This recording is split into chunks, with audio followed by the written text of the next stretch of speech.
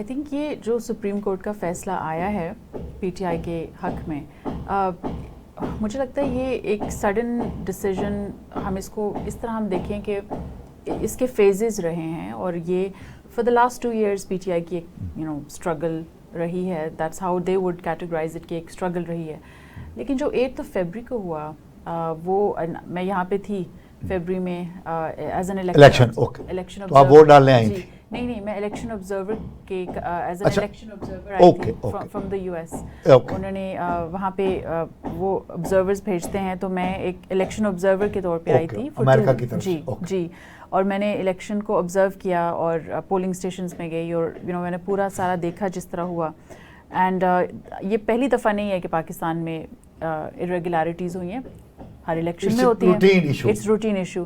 لیکن of course P T I نے اس کو بہت فیل کیا کہ ان کے ساتھ انجسٹس ہوا ہے، ان کی جتنے ان کے ووٹس تھے ان کو نہیں ملے. تو ایک یہ پریشر تب سے بلڈ ہو رہا تھا فیبری سے، اور بہت زیادہ انٹینسٹی سے ہو رہا تھا، کیونکہ despite not having an election symbol نہیں تھا، لیکن پھر بھی انہوں نے کتنی کریٹیولی ان چیلنجز کو ٹیک آن کیا اور ان کو ڈیفیٹ کیا with the result they got.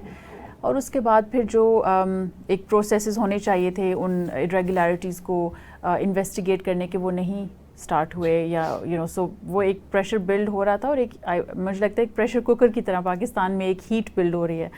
سو یہ ایک بہت بڑی ریلیف مجھے لگتا ہے پی ٹی آئی کو فیل ہوئی ہے، ریزروڈ سیٹس ان کو مل کے.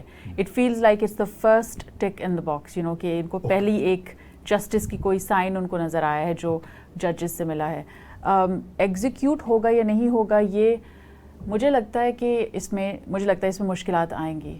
آئی فور سی جو میرا انالیسس ہے، اور جو ابھی بھی میں اب الیکشن کے بعد اب دوبارہ as a post election observer آئی ہوں، اور میں جن لوگوں سے بات کر رہی ہوں، انالائز کر رہی ہوں سچویشن کو، آبزرو کر رہی ہوں، مجھے یہ نظر آ رہا ہے کہ یہ ایگزیکیوٹ اتنی آسانی سے نہیں ہوگا، کیونکہ اس میں جیسے کہ چیلنجز پری الیکشن، آن الیکشن ڈے، اب پوسٹ الیکشن کے بھی چیلنجز ہیں، اور اس میں لیگل کچھ چیلنجز آ سکتے ہیں.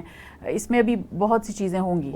لیکن آئی تھنک کہ لیٹس سی، آئی تھنک یہ فیزز، ابھی ہم ایک سافٹ ریولیوشن جو ہم نے دیکھی ہے 8 فیبری میں، اس کا اگر نیکسٹ فیز بھی ایک ریولیوشنری فیز میں ہوتا ہے تو یہ ایونچولی مل جائیں گی، لیکن اتنی آسانی سے نہیں ملیں گے. نہیں.